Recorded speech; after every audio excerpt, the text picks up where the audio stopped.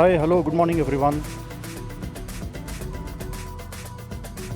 I just left from my hotel in Dali, from the ancient town of Dali, and now heading towards Mojiang, which is about 350 kilometers from here. And on the way, there are a couple of interesting places to see. One of them is known as the soil forest. I will hopefully stop over there because that's again about halfway through. So it may be a good time to take a short break as well. So as I mentioned earlier, it's a long 354 plus kilometers ride today to Mojiang. And Mojiang is going to be the second last city that I'll be spending in China. After that, there's one city more, Jinghong, and then cross over into Laos. So it's another 2 days of riding in China, and on the third day, crossing over into Laos.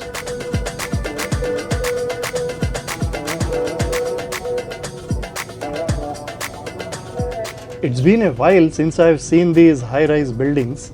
I've seen some in Lhasa maybe, that's all. After that, nothing. So it feels a little different.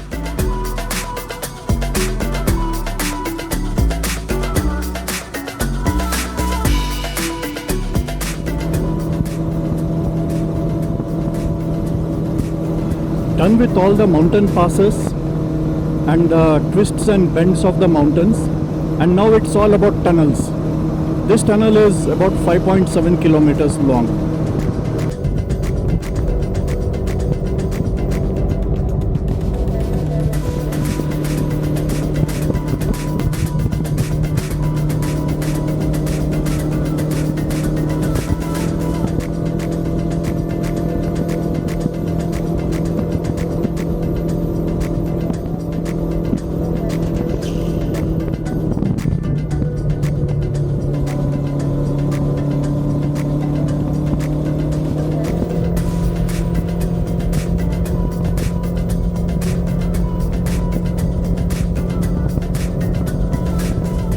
I'm just a couple of kilometers away from the soil forest, so I'll be stopping over here for some time and then proceed towards Mojiang. So this is the soil forest. It's a small area. I thought when they said forest, I thought it's a large forest kind of a thing, but there's a walkway here. So it's basically the soil formations, various colors. You see some different colors, brown, reddish, blackish, and they are in different formations, and good vegetation as well. Quite a lot of fruit trees here. Nice mangoes.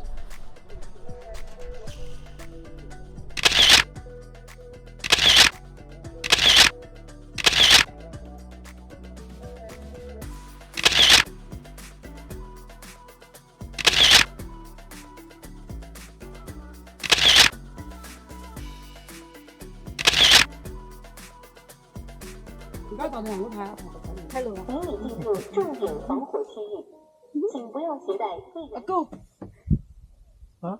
就是骑这个来的吗？他说他要和你坐那个，语音不沟通啊！你看这个跟我们语音不沟通，我们不沟通。哦。禁止一切点燃用火，不准携带火种标识，不准烧香点蜡。 Okay, so I just visited this soil forest. Nothing so great. It's just that some soil formations, different colors and different structures. But it was a good stop for me. I could have some bread, drink some juice, and also entertain some ladies who wanted to take pictures with me. That's a nice camper van. I hope you guys can see that one. I'll take a picture as well. That's my next target, hopefully. Off to Mojiang now, and looks like tunnels are not going to stop. So many tunnels.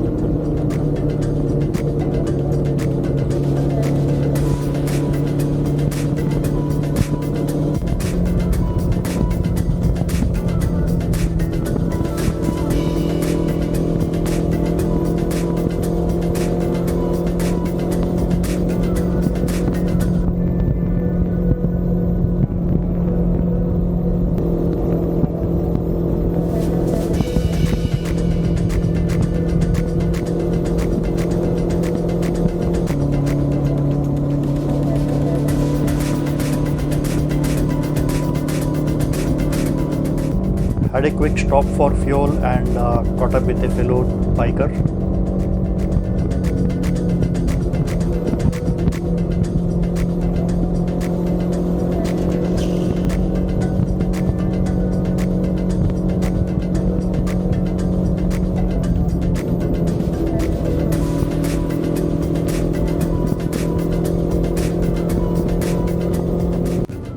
Okay, I have reached Mojiang. Just entering the toll gate here.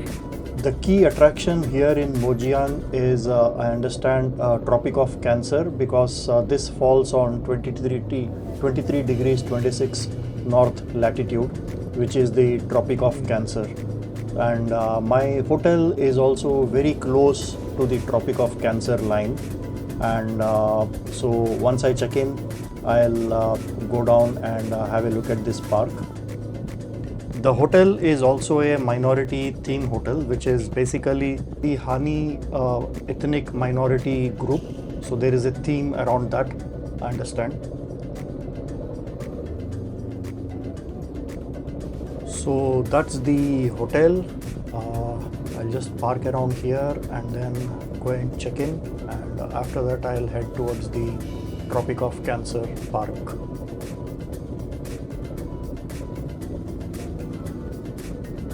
Nice creativity for the room numbers. That's the Tropic of Cancer Park, and I just stopped here, took a lot of pictures and spent some time here. It was too hot. And there is also a park up on the hill, but I did not go there because I just could not understand what all is the ticket requirements, and also I was very hungry. I had to find some food, so I just took some pictures and moved on. I understand Mojiang has a lot of twins, and hence there is a twins park also. I'll let you guys read this. You can pause and read this. It's pretty interesting stuff, though I did not go inside the park.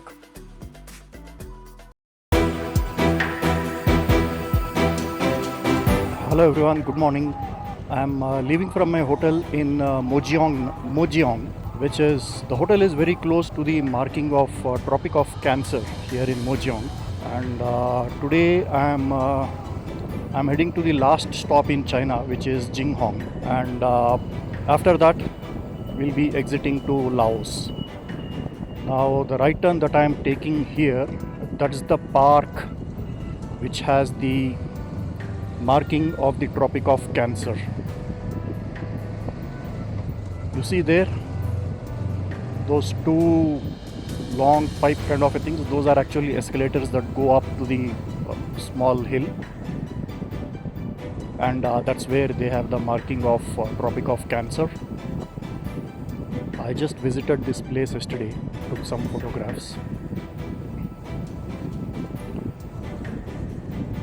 Jinghong is, there's nothing for Jinghong. It is 278 kilometers from here, and it's going to take about 4 hours or 4.5 hours, including break. And tonight will be the last night in China. Tomorrow morning we will leave from Jinghong and head directly to the Laos border and cross over into Laos. So that will end the 22 days ride in China. I'm feeling like home here because this is a little hot and humid place. It's not so humid as other like Singapore, but I can feel the heat. The highest temperature here in the day is 29 degrees, and low is about 19, 17, 18, 19 kind of a stuff. So yeah, so that's a simple plan today. Head directly to Jinghong. About now it's showing 300 kilometers. Did I take a wrong route? Enter G8511 Kunmo Expressway exit. Okay, yeah, okay. It's about showing 300 kilometers. Anyway, stop somewhere and check out if I took a wrong road.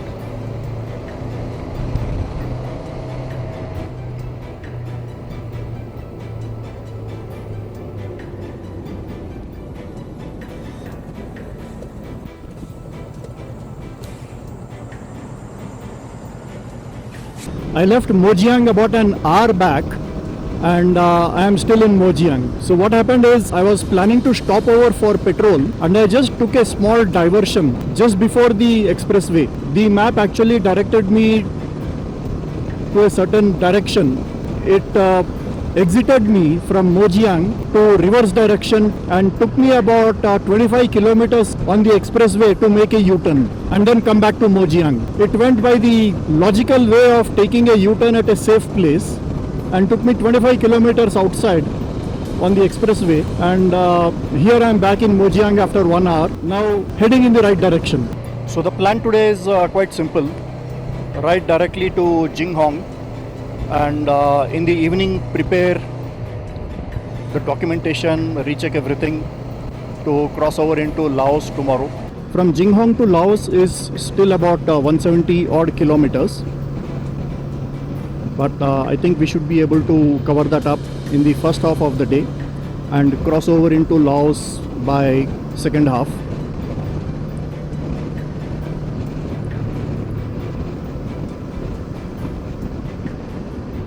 Yeah, so a quick update on my issue about crossing over into Thailand. So I got a service provider and submitted all my documents. I understand there has always been a rule called foreign vehicle permit, but they have not been implementing it stringently.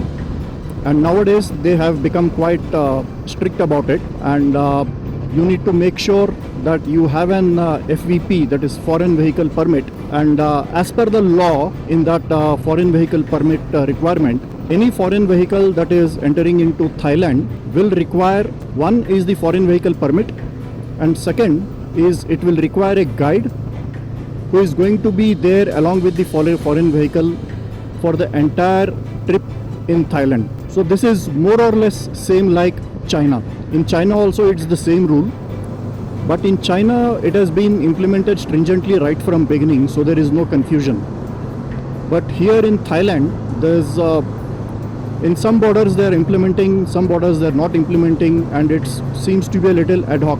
Some overlanders have reported that they went through without any issues, nothing was asked.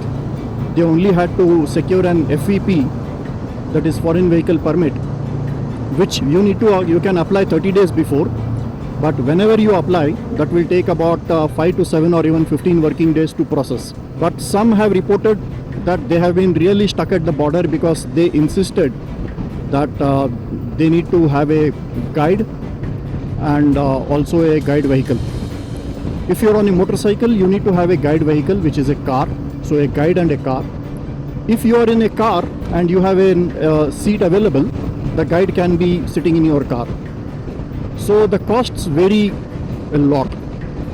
So as per rule, if I have to go, then I will need to hire a guide and a car because I am on a bike. I'm anticipating that I'll be riding across Thailand for about a week, kind of a thing. And if some things go wrong, like I need to get my bike serviced, it's already showing that my service is due, and I might as well get it serviced in Thailand because this bike is manufactured in Thailand, and I may get a better support. And there would be there are Honda Big Wing showrooms in Thailand. So 1 or 2 days, I think if I spend towards that. So overall about 10-12 days if I take, the overall cost was coming to about 75,000 baht, which is huge. And so I've somehow found out service providers who said they can manage it at a lower cost, and I've already got all the documents given to them. They have applied for it. They are trying to fast track. My original plan was to head to the Thailand border from Laos border the immediate next day. Like if I'm crossing into Laos tomorrow, so day after tomorrow head to Thailand, because it's just about 250 kilometers, but I don't know the road condition over there. But now I'll need to wait for the FVP. And apart from FVP, the other thing I need is also the service provider has to send someone to the border over there to receive me and complete my documentations. I could have opted to do it on my own, but I really do not want to risk, because in the past I've had experience with the government agencies or the immigration and borders in Thailand. Sometimes they are really very stringent, and the language barrier is there and they just don't try to communicate better with you. They'll just leave you on your own and you're stuck. So I don't want to get into that kind of a situation. Need to get on to G5615, okay. So that's the update on my Thailand border crossing part of it. I'm now looking forward to reaching Jinghong and prepare for tomorrow and cross over into Laos. So in Laos, I need to maybe spend couple of days waiting for my FVP to come in from Thailand, because from Laos border, but that is China-Laos border, which is Botin, to take a right here to the Laos-Thailand border is about 250 or 270 odd kilometers, which can be covered in a day. And I was trying to find some hotels near the Laos-Thai border, but there are hardly any reasonable hotels. So I think it's better to stay at Botin. I'll anyway go and figure out these things, talking to a few people over there. I am hoping that since this is the season, I will find few other bikers or maybe overlanders as well. The overlanders from my group are all planning to head to Cambodia because of the documentation complication, because of the complication of documentation here with Thailand. They are all flexible on their plans, so they are all planning to go to Cambodia or spend more time in Laos, which I am not considering because I need to really now head towards Singapore. So yeah, that's the update. I'll come back with more information once I progress further on this.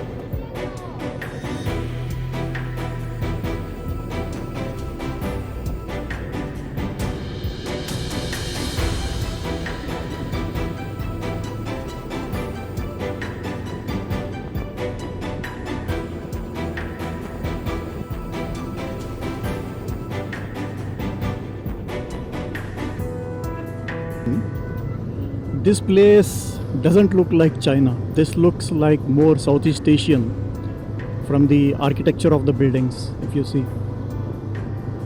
It's very different. As this is more or less getting to the border of Southeast Asia, Laos, so the architecture is very different. The buildings and the overall look and feel environment is very different. My hotel is another 6 kilometers from here. Okay, so that's it for the last evening in China. Tomorrow we will cross over into Laos, and all the group we will be splitting and going our way. Hopefully today evening all of us will catch up for a small dinner and say farewell to each other and thank each other, especially our guide Tenzing from Drive China. He's been a superb guide, and overall Drive China has really set up this tour very well for us. It was a superb experience. Thank you, Drive China. And from my side, special thanks to Dennis and Dika from Russia, who helped me by carrying my luggage on their van, and David and Wendy from Australia for always looking out for me on the road and being that big support that is really required in anyone's first overlanding trip. And last but not the least, the expert rider in the group from France, Helene. She really motivated me a lot to take on some of the most difficult roads as well. Thank you, Helene.